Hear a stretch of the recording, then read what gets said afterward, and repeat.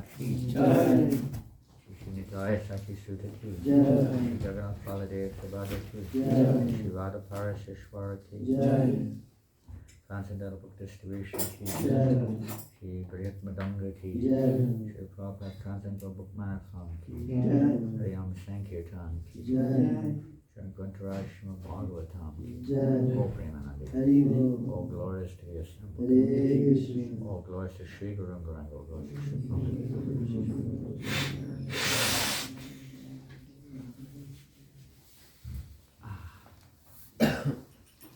Om Namo Bhagavate Vasudevaya. Om Namo Bhagavate Vasudevaya. Om Namo Bhagavate Vasudevaya.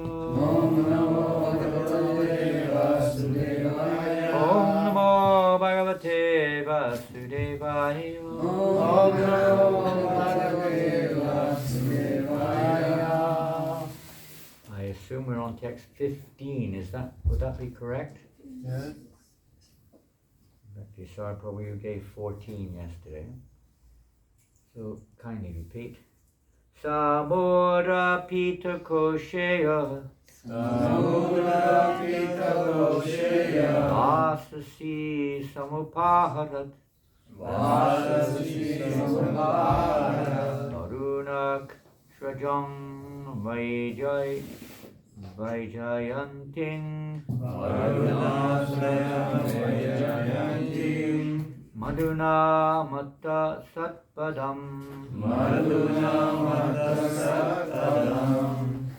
Samudra Pita Kosheya. Vasasi Samupaharat. Varunakshvajam Vaijayantim. Madhuna Mata Satpadam. Samudra Pita Kosheya. Vasasi Samupaharat. Varunakshvajam Vaijayantim. Madhuna Mata Satpadam.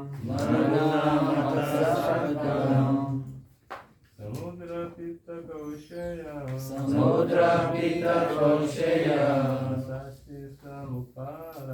Vasasi Samuparat.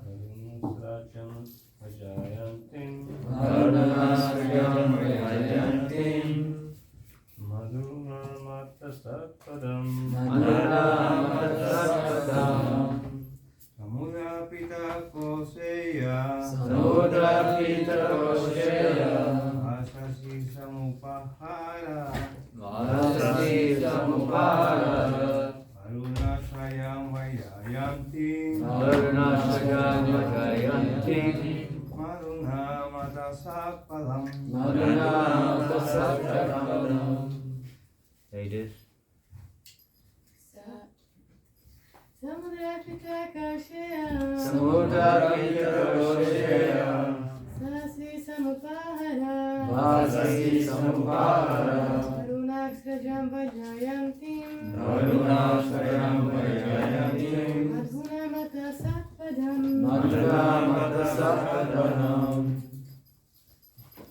Samudra. The ocean. Pita Kosheya. Yellow silk. Vasasi. Both the upper and lower portions of a garment. Samupaharat. Presented. Varunaha.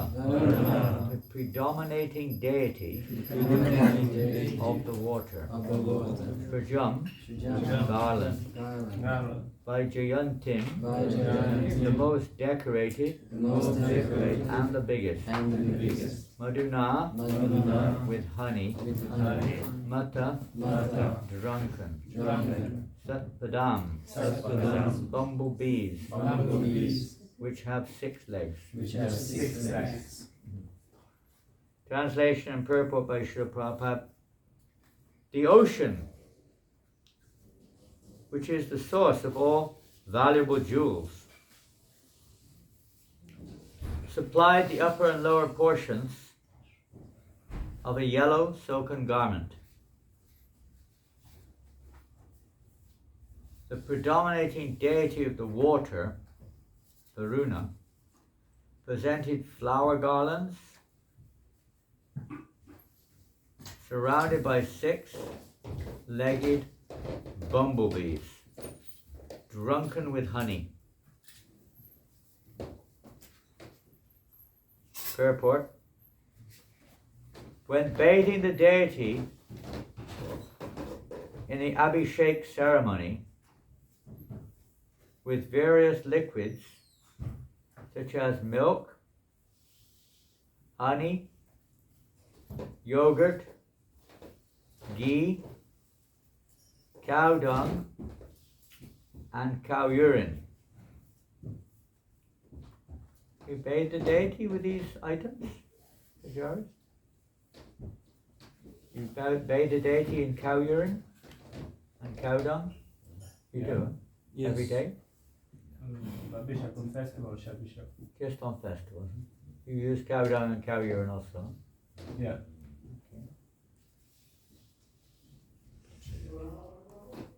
It is customary to supply yellow garments. In this way, the Abhishek ceremony for the goddess of fortune was performed according to the regular Vedic principles. I'm going to go on to the next verses, or verses. Text number 16. Bhushanani vichitrani vishvakarma prajapati haram sarasvati padman ajo nagash chakandale. Vishvakarma, one of the Prajapatis, supplied varieties of decorated ornaments. Vishvakarma is also like the engineer architect. Where's Leela Manjari? Is she here? There she is. Vishvakarma is the architect of the demigods. Huh? He designs all the beautiful arrangements of buildings, cities, and so on. Town planner come architect. The goddess of learning, Saraswati, supplied a necklace. Lord Brahma supplied a lotus flower. Thank you. And the inhabitants of Nagaloka supplied earrings. This is all for the goddess of fortune. Is that right? Tatakrita svastya notpalashvajam nadad vire hang parigriya panina chachala vaktrang sukapola kundalam svavida hasam dadati shishovanam. Thereafter, Mother Laxmi, the goddess of fortune, having been properly celebrated with an auspicious ritualistic ceremony, began moving about, holding in her hand a garland of lotus flowers, which were surrounded by humming bumblebees. Similarly, smiling with shyness, her cheeks decorated by her earrings, she looked extremely beautiful. Purport by Srila Prabhupada. The goddess of fortune, Mother Laxmi, accepted the ocean of milk as her father, but she perpetually rests on the bosom of Narayana. We often hear that milk is liquid religiosity, and in one sense, religiosity is like our father, giving us guidance, protection, shelter, etc., and correcting and regulating us, isn't it? Supposed to be. Whether people follow it is another thing altogether. But human society without religion is not really human society at all. It starts with religious principles. Otherwise, it's a polished form, Prabhupada says, of animal life. You may have a Dui Padupashu is there, 2-legged animals. Human beings are nothing but Dvipadipashu, two-legged animals. Even though they have this opportunity of a human birth, they waste it. And most of them don't even, let's say, I don't say most, but many don't even identify with their religion at all, and those who do generally don't follow it. Sometimes they corrupt it, whatever it may be. But it's rare to find genuine religious principles in Kali Yuga. Very rare. Some cheating forms are there. So the real religious principle of Kali Yuga is the Sankirtan movement.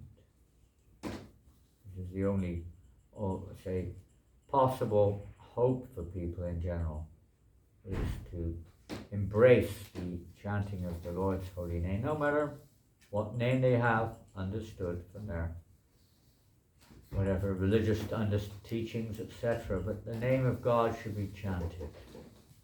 This is the only genuine religious process which will succeed in Kali Yuga. So Mother Laxmi was being properly celebrated. Auspicious ritualistic ceremony. Ritual. This word ritual is also a very interesting word. Sometimes people say these are just rituals. Usually when they say they're just rituals, it doesn't mean it. It's not a credit. It's not like a very praiseworthy statement, is it? This is just a ritual, just a mechanical activity with no real feeling, no real, spiritual emotion. It's just some rules and regulations, missing the point. What they say, you follow the word of the law, is it? And not the spirit of the law. And you stick to the book like a machine, missing the whole purpose of what the book's for. To awaken the spirit, awaken the person's spiritual understanding. So it's an interesting word, this ritual. When you add SP at the front, what do you get? Spiritual.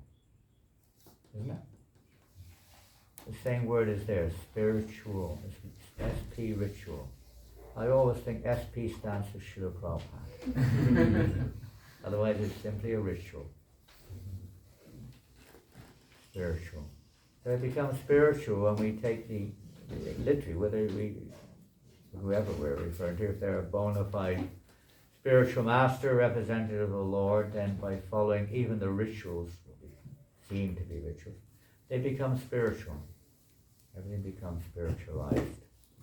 But if we do it our own way, it becomes a ritual. It's just simply a concoction or a material for show, for name and fame, or whatever it may be. We always have to put the pure devotee in the center. If they're putting Krishna in the center, and thus if we put them in the center, we're also putting Krishna in the center of our lives. And then it becomes spiritual. Even though we may not be realized, in one sense, Ihayasya Haredasya Kamanamasa Manasam Giram, that one is still considered in a liberated state if one is engaged under the shelter of a liberated soul in devotional service. What this Sankirtan movement's about, really.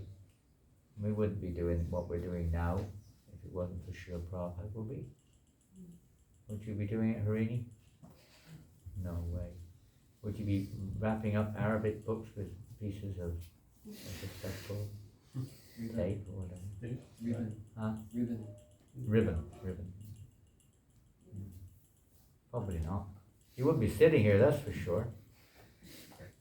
God knows where we'd be. We have no idea where we'd be. It's unimaginable. I can imagine, but we can't conclude. Some of us may have left their bodies for various reasons, and with no knowledge of the soul, no purpose of life, no understanding. So many people are going through rituals of various kinds. We see in India particularly, in the West, everywhere, every religion has their rituals.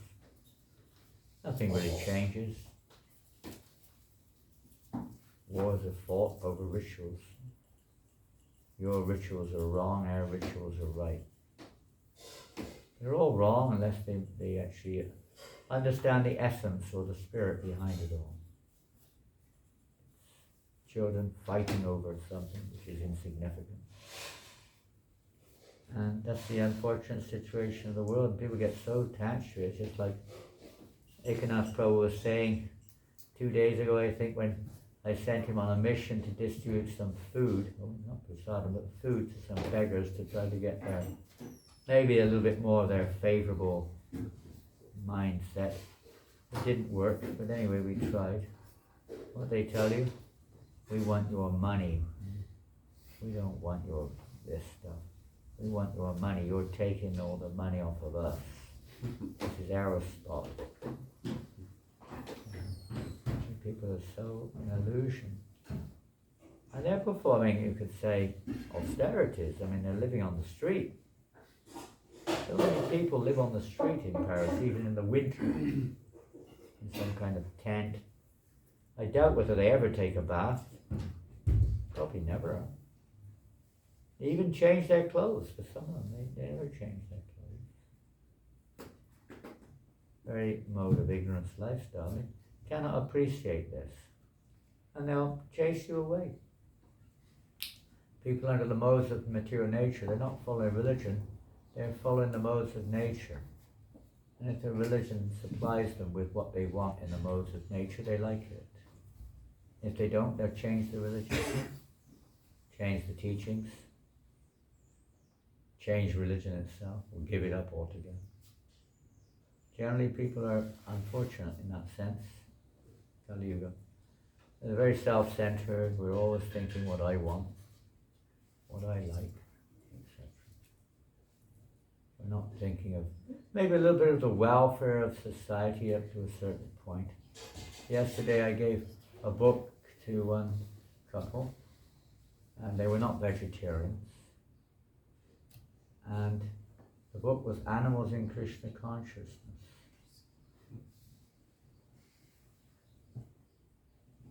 And they said, well, they were a little embarrassed. They said, we're not vegetarians. No, never mind. We said, they actually said, we actually like animals, but we eat them. But that's another way of saying how I like animals, therefore I like to eat them. You say you like chocolate, you like to eat it, right? You don't just say you don't kind of protect chocolate. You eat it as quick as you can, isn't it? People, they like chocolate, they do. Ice cream. I like animals, I like to eat them. It's not the right understanding, and they could understand that. They got embarrassed, actually. They're very pious in their own way, following some religious practices. One was a Muslim, one was a Jew, believe it or not. And anyway, like that, they kind of like felt embarrassed. They suppose religion, but they're not protecting. So-called they love animals, and they love their neighbor, and we're fighting with each other, and eating each other, and slaughtering. A few days ago, slaughterhouse. Prabhupada used this term slaughterhouse in many different ways, not just for animals. Even in terms of our modern day education system, he described the colleges, the schools as slaughterhouses. Pretty heavy, eh? Why? Because it's killing the very purpose of the living entity, covering them with material ignorance, and not teaching anything spiritual at all. Completely enwrapping the living entity in illusion. And it's the greatest loss. The human form of life is so valuable. Rarely obtained. We take it for granted. People take it for granted. What their idea is when you leave the body is another thing. But as far as living in this body is, they don't take it for granted. That they don't care. Whatever. Drink, liquor. And they naturally, they like to support people with a similar mentality. They don't like to, support the society. I mean, if you put up many times, our devotees have put up for local parliament or something like that over the decades. They get a few votes, and probably some devotees, a few crazy people, whatever it may be. Hardly any.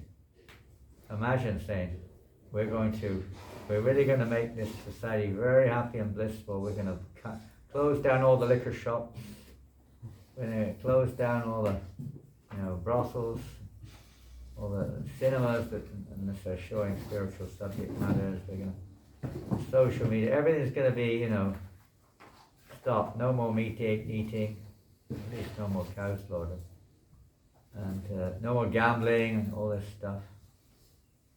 We won't get many votes, if any. Even the voters may not vote for him. Probably will. Very difficult.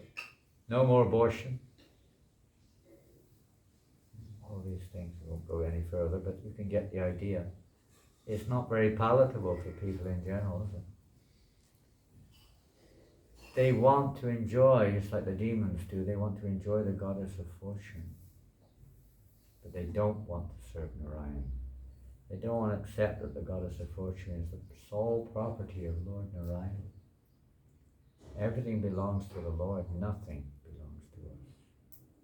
They don't want to hear that. And they think that you're taking it. You're just like us, you're greedy. Well, maybe we are, but greedy, hopefully, for the right purpose. Why are we greedy?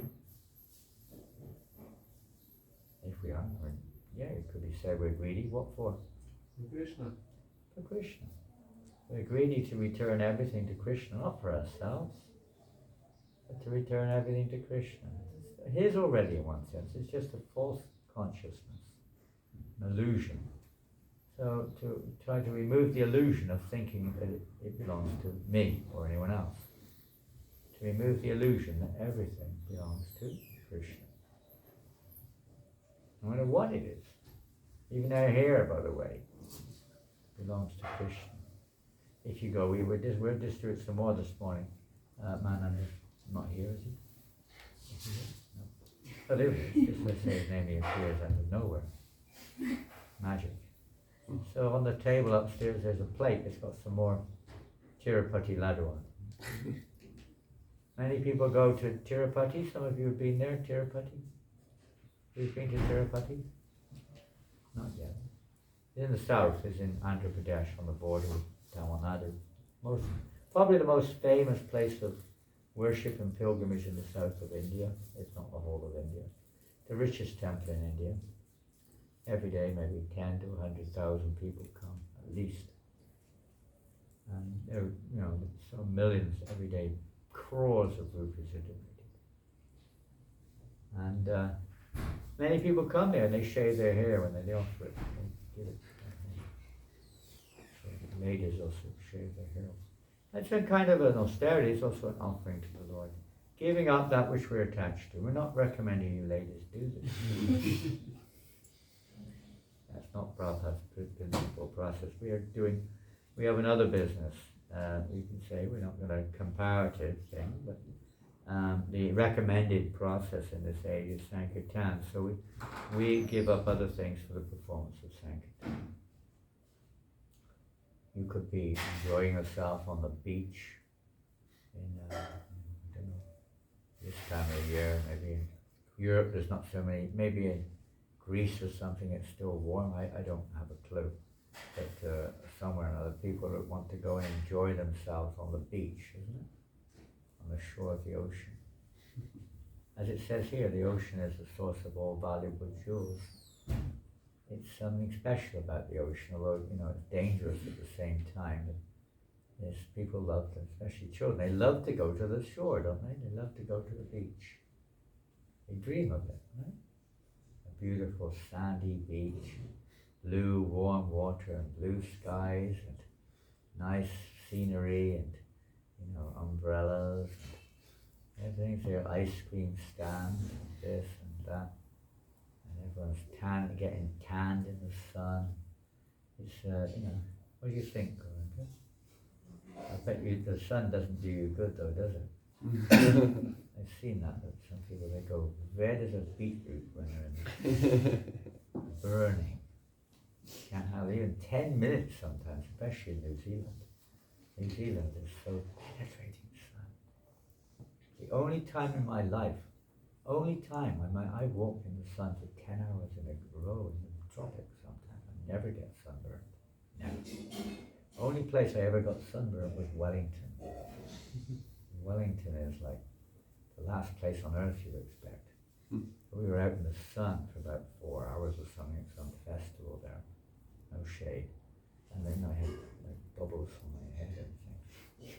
And but the funny thing was, I looked at the Indian devotees, they all had bubbles on their heads too.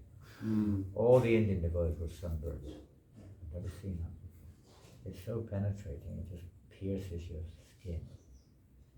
In New Zealand. So if you want to get sunburned, New Zealand's a good place. I saw Sevananda, even though the sun wasn't shining, he was as red as a beetroot. It's just through the clouds, what's it, ultraviolet rays, they penetrate so strong. That's why you're very careful. I've got a lot of skin cancer. So anyway, whatever it is, we go for happiness, and it doesn't always work out, does it? There's some other problems there. Rain pouring down with rain, you just spend your years earning to go to somewhere for a holiday, and the whole holiday is just dreadful weather. You do the same thing as you do in your hometown. You sit in the bar and drink and watch the TV. And that's your holiday. You could have done that at home. But that's life. It's this chapala shoot, flickering happiness in this world. And people are so stupid. They always think like donkeys, huh? You put a carrot on a stick in front of the donkey. A string. The donkey sees the carrot. Thinks, if I go forward 1 more meter, I'll get the carrot. But he doesn't realize he goes forward 1 meter. The carrot goes forward 1 meter. Okay, another one. And they never stop. They never stop trying, right? Even though everything they can see is a failure. They say themselves, the only thing that's certain is death. Assert is death. Nothing else is guaranteed. It's guaranteed you're going to die. Is there anything else? And you're going to suffer. Is there anything else that's guaranteed? Taxes. Huh? Taxes? Taxes. Well, I guess that's why some people become bums on the street. No tax. And at least not that type of tax.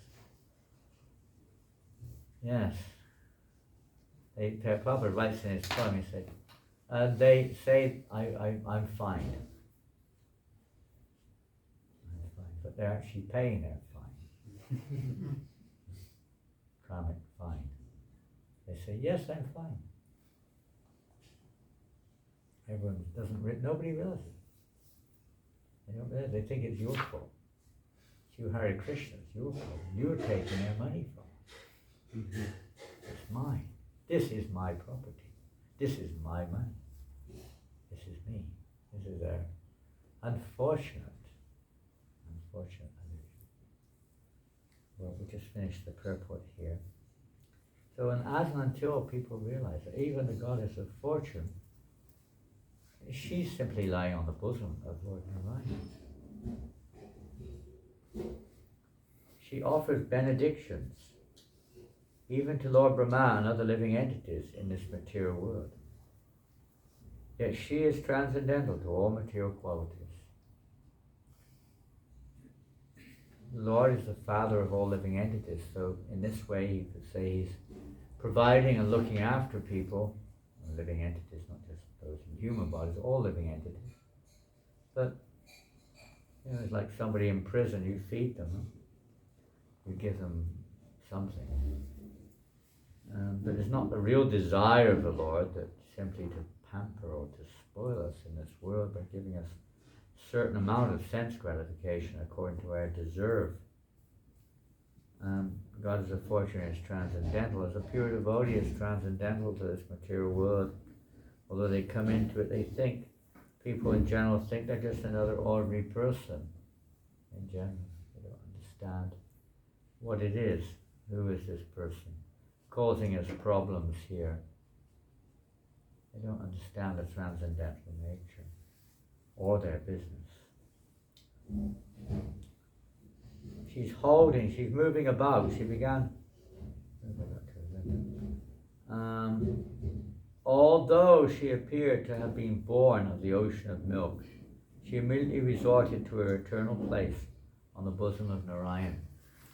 So many people, they think that we're born, because it's a modern philosophy, I guess it's still the modern philosophy, that we're created out of material elements. I guess so. Is that what they say? Some form or another, right? We've come together, we exist because of some, whatever cause it may be, in our particular case, a combination of some form, gross or subtle, of material elements, which has created varieties of bodies, and so on and so forth, with various emotional, whatever, desires and so on. I guess they're still trying to find some evidence to prove this theory of creation or existence, most likely anyway. And, you know, it's without God consciousness, without true religion, without, say religion, it's not the right word, without true spiritual knowledge, what else do you have to resort to? And it's just sentiment otherwise. There's got to be some realization there somewhere. There's got to be some example. People are not getting that guidance. They're not having that opportunity there. Taking shelter, probably described sometimes as Mahatmas, but what type of Mahatmas? Famous persons, film stars, big, what else do people worship in this day? Politicians sometimes. Football players. Businessmen. Pardon? Businessmen. What was that? Businessman. Businessmen. Sometimes you have very big people in the world today in the name of business. Some people adore them. Still, some people take shelter or worship scientists and people with mundane knowledge. So, what else? Opposite sex. Because that's general, more or less general. At least the body of somebody else or one's own body. Who else do they worship? Fictional characters. Pardon? Fictional characters. Fictional characters, yeah, that's an interesting one. They don't even exist. That's really interesting. They don't exist as a creation of imagination in one sense. People still worship. They worship their imagination. Probably the biggest form of worship. We adore our imagination sometimes. Spend our whole day just, isn't it? Embracing our imagination, dreaming about this and that. So many things. They may worship a place, they may worship a dog, they may worship whatever. But unfortunately all that doesn't do much good. They won't worship God. And if they do, it's a relative thing. It's a kind of a compromised situation. It's mostly seeing him as an order supplier, not as the lover or object of my service. More or less they see God as my servant. More or less. He has to supply me because I love him as long as he gives me what I want. Some people are more advanced, of course they are. But in general, these are just generalizations. But mostly there's not much spiritual education in society, so there's not much chance of change in this mentality. The Sankirtan movement, but particularly probably emphasizes books, are the means by which change can be, which is going to take place, can be evoked. It may not happen immediately, but it'll begin. It's challenging. Even to us sometimes the statements are challenging. Take it because we're still on the bodily platform of life, we still identify ourselves with whatever we think we are. And sometimes the statements are a little harsh, they appear to us as strong.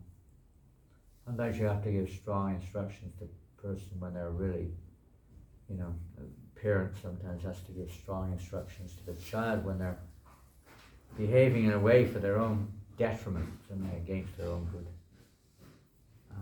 And sometimes the parent has to use strong words sometimes. So sometimes that's required in order to shake and wake of the conditioned soul.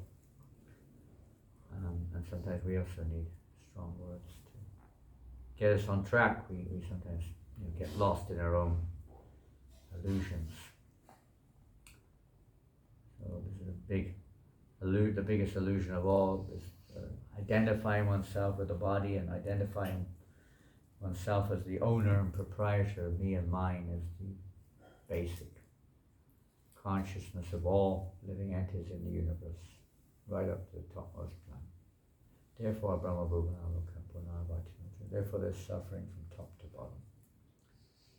Just like in a country, if you disobey the actual law and you think that that which is not yours is mine, and you take possession of it, then you're going to get in trouble. Normally. If you're a human. You're a human being. If you're not, you're an animal. Or animal mentality. People should respect the codes of religion that everything belongs. Ishavasyanidam sarvam yatkincha jagatjujya. Tena chaktena punchidamagadakshasyanam. Everything in this universe is the property of the Lord. It is not ours. Hard one. That's Ishavasya mentality. Understand? One should take only what is one's quota. One's quota, we all have quotas. Namachar has almost reached his quota now. What, 1 day to go? He's averaging just about 5% over his quota day on a daily basis. So today, I know we're going to, I won't guess where you're going, but if you do what you did yesterday, you'll have made your quota. And Rasananda is also on target for his quota.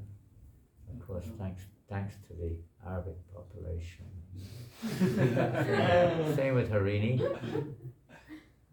Many of us, like myself, are like, oh, I've almost forgotten my quota. It's like a dream only. Unless someone comes along and buys 10 Bhagavatam sets off me today or something. Ekanath Prabhu, just relax. Look after your health, okay? Don't worry about these things. Try to get your health back. And otherwise, don't worry about it. As I said, we had every zone, every yatra has a requested quota to try to help reach our world target of Bhagavad Gita distribution. So we have, for the marathon, we have 7,000 Bhagavad Gitas as our quota. It's a 3-month. We didn't do many in October and November, so it's about 7. Altogether, our quota is 8,000 something. I can't remember. Over 8,000. So we're doing good, but we may have to do a few more Gitas before the end of the month to reach our quota. So don't forget that. It's not just about going to Sandani or Garshasal and take the book. I'll get 9 points if you take these books. Don't matter, 1 cent's okay, just take the books. I don't know what you're saying, I'm not saying you say that, but not the point. It's not the point. It's not the point that matters. Although, make sure you do a lot of points today though. Balance. If you don't do your points, you'll be in trouble. You'll get some harsh words to me. Put my other hat on. Put my point hat on. The main thing is look after your spiritual life.